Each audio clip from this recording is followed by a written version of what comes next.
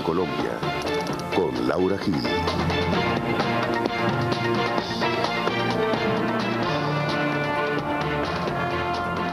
Buenas noches, soy Laura Gil y esto es Hashtag Internacional, un programa para debatir temas de Colombia en el mundo y el mundo en Colombia.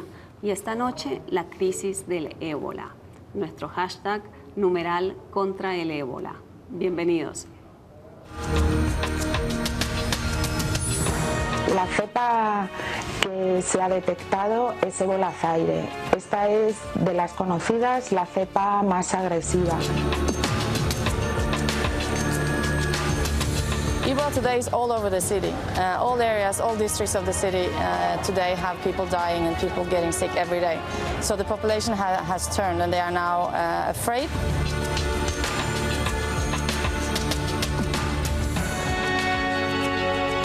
Utilizan la guerra biológica para beneficiar a aquellos monopolios en los que ellos son directivos y en los que tienen acciones.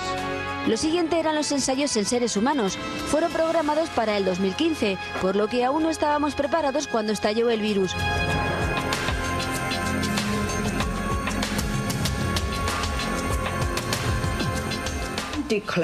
Estoy declarando la epidemia del virus del ébola como una emergencia de salud pública de alcance internacional.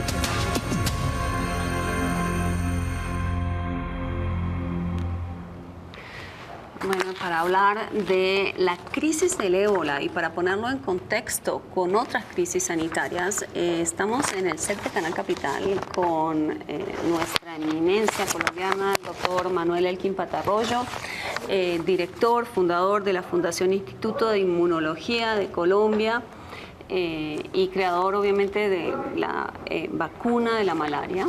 Manuel Antonio Franco, doctor en inmunología y especialista en rotavirus.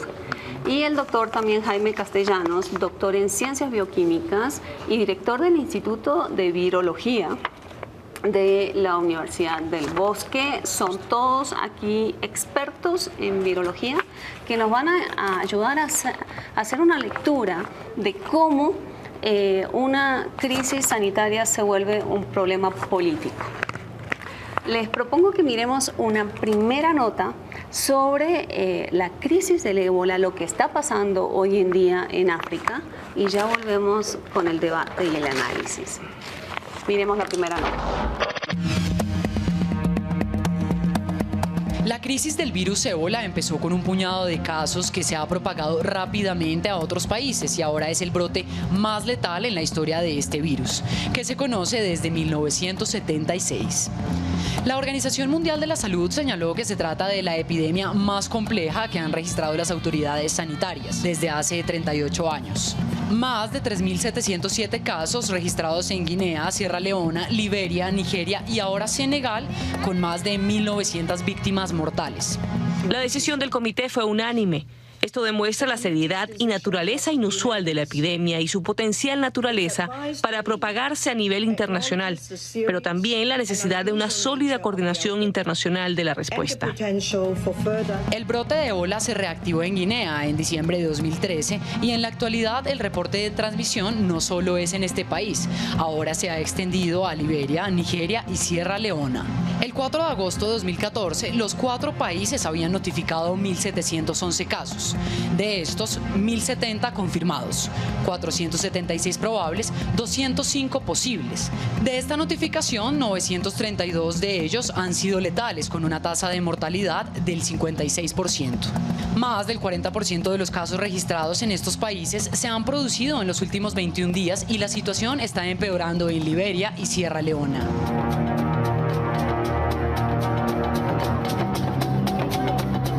Los profesionales de la salud también han sido golpeados con fuerza. Uno de los casos fue la muerte del 29 de julio del Dr. Umar Khan, infectado por el virus ébola cuando se estudiaba la posibilidad de intentar el tratamiento experimental SMAP. Otro de los casos fue Abraham Borbor, uno de los 3 doctores liberianos infectados por el virus y que eran tratados con el suero experimental SMAP. La víctima no pudo superar la enfermedad de la cual fue infectado cuando trabajaba en el hospital John F. Kennedy de Monrovia, uno de los grandes centros de tratamiento y aislamiento para enfermos de ébola en el país. El ébola es menos contagioso que otras enfermedades como el sarampión, la varicela, la tuberculosis o incluso la gripe. Se contagia solo por contacto físico, especialmente por los fluidos corporales, y se transmite de animal a persona y de persona a persona. Tras 6 meses con la peor epidemia de ébola de la historia, el mundo está perdiendo la batalla por contenerlo. Los líderes no logran tomar las medidas adecuadas contra esta amenaza transnacional. En África Occidental siguen surgiendo casos y muertes. Se están desatando disturbios. Los centros de aislamiento están sobrepasados. Los trabajadores de la salud en la primera línea se están infectando y mueren en cantidades alarmantes. Together we can treat those who are sick with respect and dignity. We can save lives. And our countries can work together to improve public health so this kind of outbreak doesn't happen again. In this urgent work, and in building a stronger and more prosperous Africa, you'll continue to have a partner in me and in the United States of America. La Organización Mundial de la Salud advirtió que el brote de ébola es una amenaza global, por lo que pidió a la comunidad internacional que se unan para combatir la epidemia, lo que según cálculos preliminares podría costar más de $600 millones. La organización estimó que la cifra podría incrementar a más de 20.000 infectados. La problemática sanitaria, la falta de recursos y las prácticas culturales en cuanto a los ritos funerarios de los países afectados está ayudando a la propagación de este virus. Los posibles países afectados a futuro, si no se toman medidas necesarias, serían Estados Unidos, Canadá y México. Esto según la predicción del software Health Map.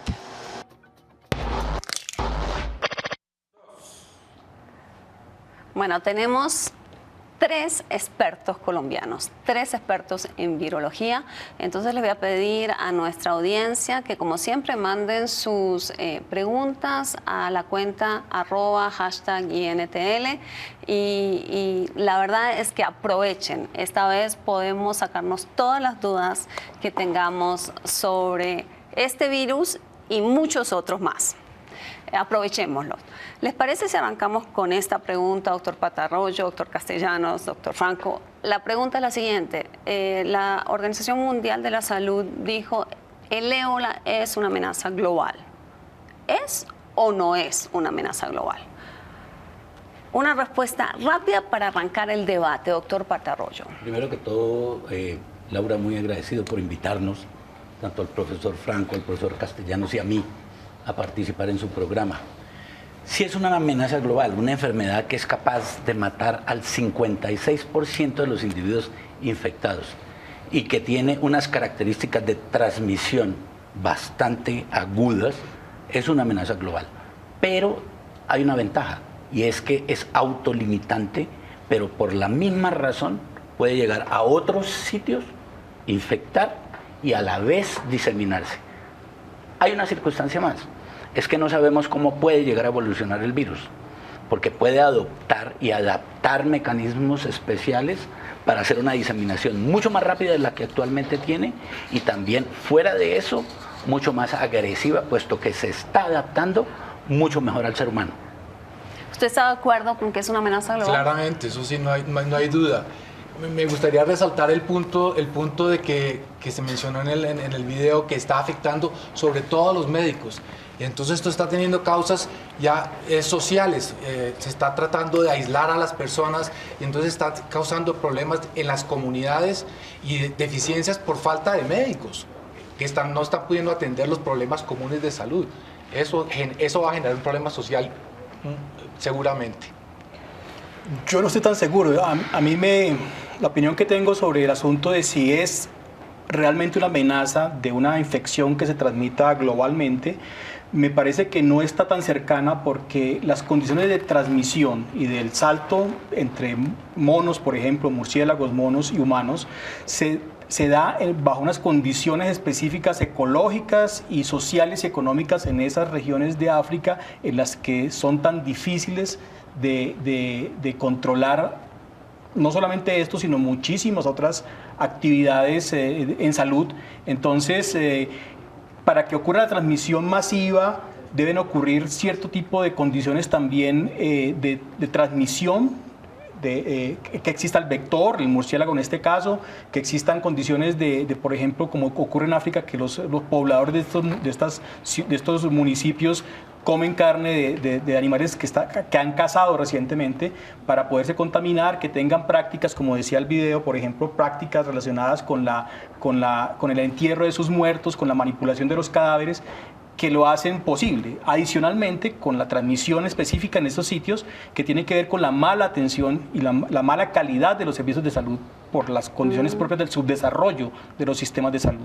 Entonces, no hay sangre adecuada para el tratamiento, para hacer transfusiones, no hay buenas unidades de cuidados intensivos, es decir, todo lo que se requiere para cortar la transmisión en esos sitios. Doctor Castellanos, usted habla del medio ambiente en el que se transmite el ébola. Aquí hay una pregunta de Jimmy que quiere saber si existe alguna relación entre la expansión del virus del ébola y la pobreza.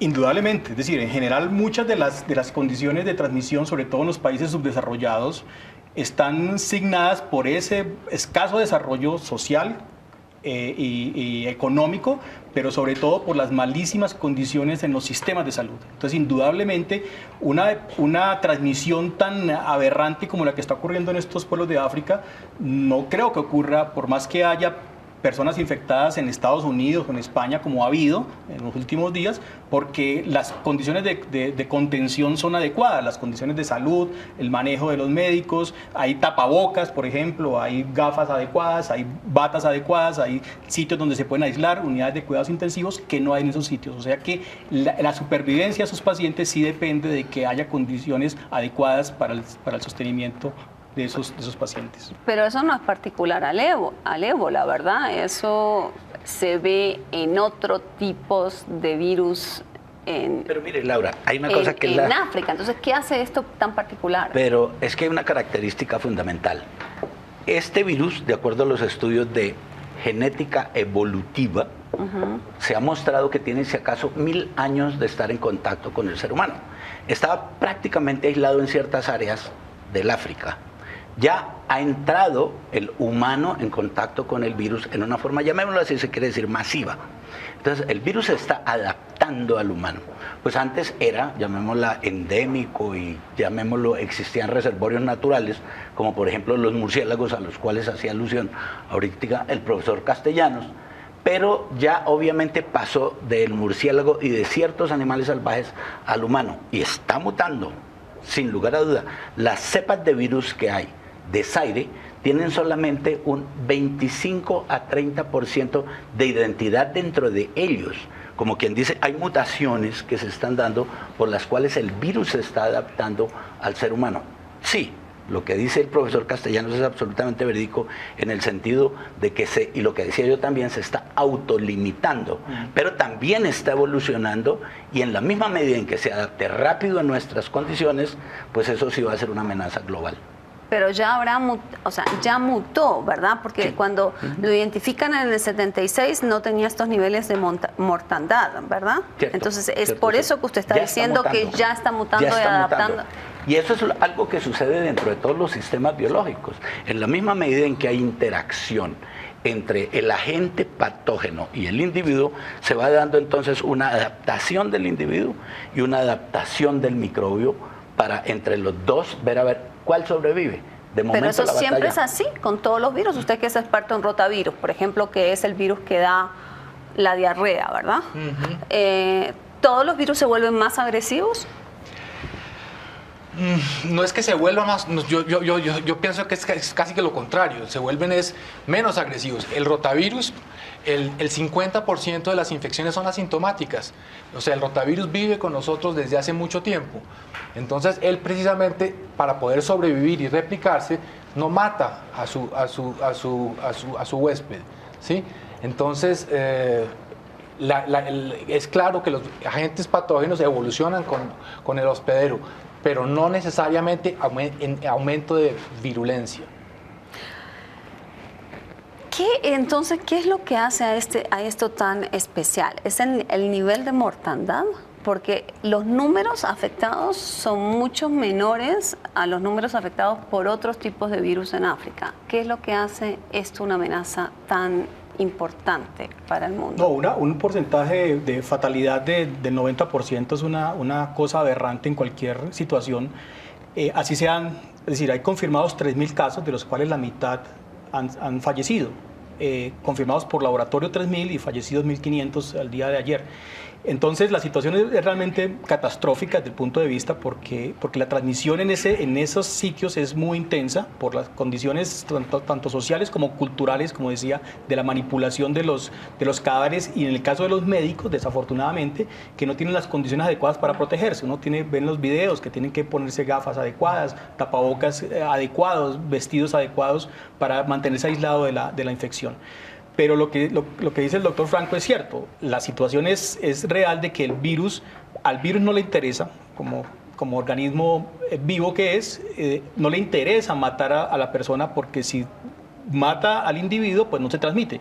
Entonces debe ir ganando una posibilidad de transmitirse y volverse cada vez menos letal. Pero en este caso, la situación de la mortalidad es una situación que es aberrante para cualquier infección.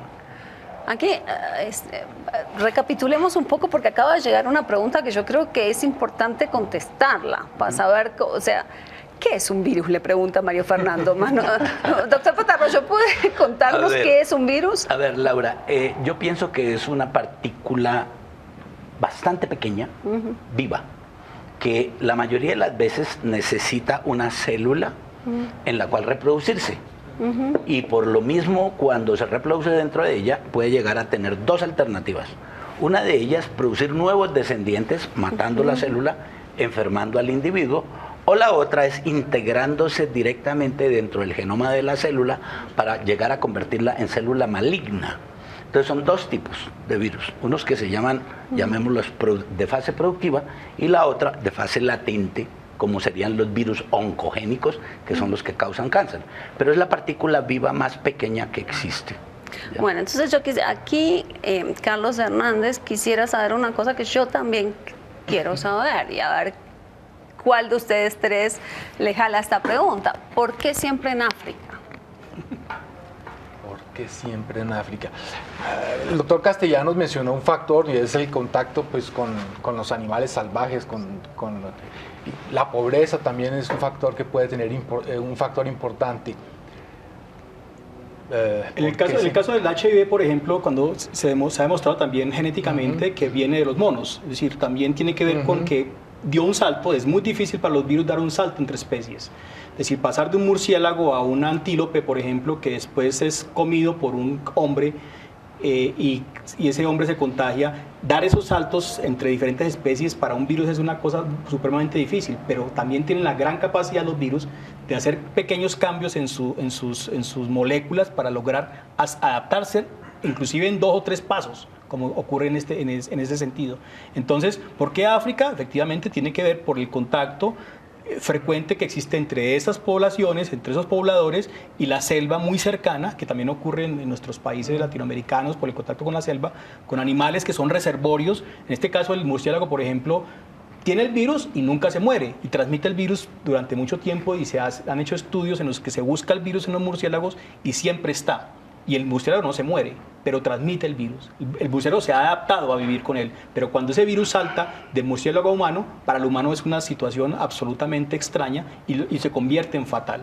Laura, eso es lo que acontece. En esencia, nosotros, al ir introduciéndonos dentro de los territorios en los cuales nunca jamás habíamos estado, como por ejemplo la parte selvática de África, en donde si llegaba uno que otro negrito a entrometerse por ahí, pues le daba ébola y por consiguiente se moría y no había transmisión. Pero hoy en día hay migraciones masivas hacia esos sitios y estamos entrando en contacto con agentes patógenos con los cuales nunca jamás habíamos estado. Como le decía yo ahorita, estamos en contacto con el virus del ébola, de acuerdo a los estudios de genética evolutiva, desde hace nada más que 1000 años. Hace 1000 años nada más. Pero entonces podemos vincular, digamos, estas erupciones, de virus a un tema... Irrupciones.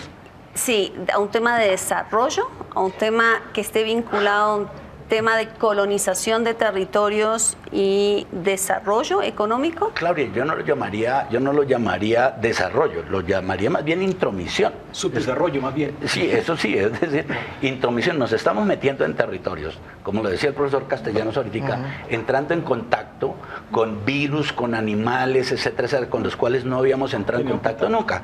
Y en el proceso evolutivo, entonces, estos, como lo decía el profesor Castellanos, que no le causan ningún problema ni a los ratones, ni a los murciélagos, ni a los otros, al entrar nosotros en contacto por primera vez con ellos, en forma masiva, pues se transmite la enfermedad y nos viene a causar, obvio, la muerte, porque no estamos evolutivamente preparados para reconocerlos como extraños.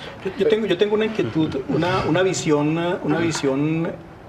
Cuando uno entra a buscar en estos días sobre ébola en internet, lo primero que le sale es cómo se han disparado las acciones de las empresas productoras de fármacos, desde los laboratorios de investigación. Es una cosa impresionante porque dicen su valor en la bolsa ha crecido 200% en los últimos 30 días. Sí, claro. Es una cosa aberrante porque efectivamente lo primero que reportan las noticias es que hay un grupo de laboratorios e industrias farmacéuticas que se están valorizando muchísimo porque traían unas investigaciones dormidas de hace mucho rato, de hace 10 años, inclusive algunas de ellas financiadas con fondos antiterrorismo, porque se considera el ébola. ¿Por qué se investigaba el ébola en Estados Unidos? Porque se considera un virus suficientemente letal que puede ser usado como agente bioterrorista. Exactamente, que podía ser usado, convertido en un arma biológica, ¿verdad?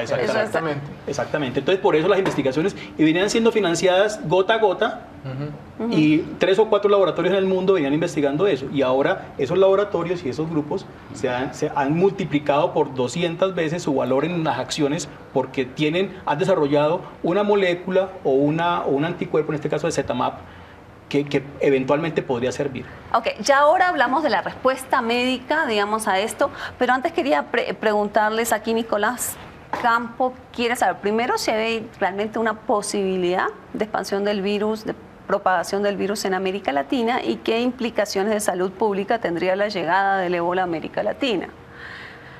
Laura, me perdonan mis colegas, entre otras cosas. Yo comencé mi vida científica trabajando con virus de fiebre hemorrágica.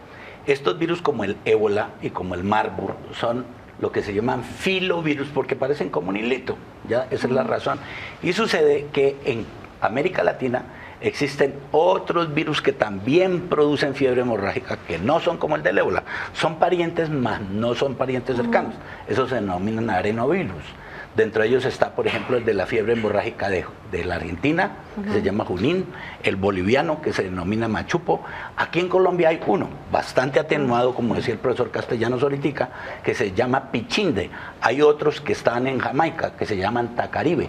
De manera pues de que nosotros tenemos esos virus acá, no exactamente los mismos del ébola, pero sí hay unas condiciones apropiadas para que puedan llegar hasta acá. Esas condiciones están dadas. Puede llegar en cualquier momento. Lo que vale la pena es tener un diagnóstico rápido, acertado, como decía ahorita el profesor Franco, para que haya un tratamiento oportuno, un diagnóstico inmediato y podamos circunscribir todo el área del virus dentro de los territorios en los cuales se puede controlar. Ok, y si esa es la respuesta, entonces pasaría la pregunta a Lolita Camargo, que es, Manuel, que ¿cómo podría actuar Colombia frente a una llegada del ébola? ¿Está el sistema sanitario, o sea, el sistema de salud colombiano listo para hacer frente a algo así? Pues yo verdaderamente no conozco la situación del Ministerio de Salud que tiene programado, pero sé los comunicados de prensa que han mandado. Sé que la OMS mandó toda una serie de recomendaciones para los viajeros y para cómo detectar los viajeros. El ministerio hacía un cálculo que llegaban a Colombia algo así como 200 personas de esta zona de África al año. Entonces realmente la posibilidad es muy baja y vi que en el ministerio ya tenían claramente identificados los procedimientos que recomienda la OMS. Ahora, una cosa que yo sí quiero decir es que nadie puede predecir el futuro. O sea, hace 3 meses este virus parecía que iba a seguir ahí como como venía haciéndolo en los brotes pasados. Pero el brote que ha empezado a crecer de una forma inesperada.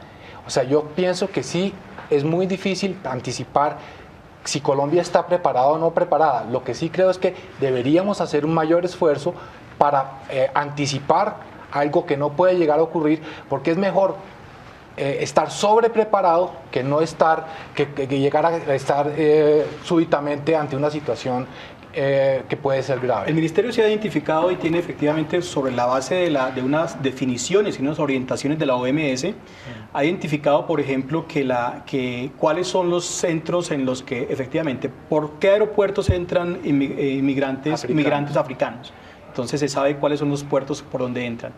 Por donde, en el caso de que aparezca un caso, ¿qué hay que hacer? ¿Cuáles son los hospitales a los que hay que remitir? ¿Por qué tienen las salas de cuidados intensivos adecuadas y condiciones para hacer aislamiento, por ejemplo, en el caso de ser detectado? Entonces sí hay una preparación que está orientada por la OMS y el Ministerio la asume con muchísima responsabilidad y orienta a sus entidades públicas diciéndole hay que hacer esto, hay que hacer lo otro.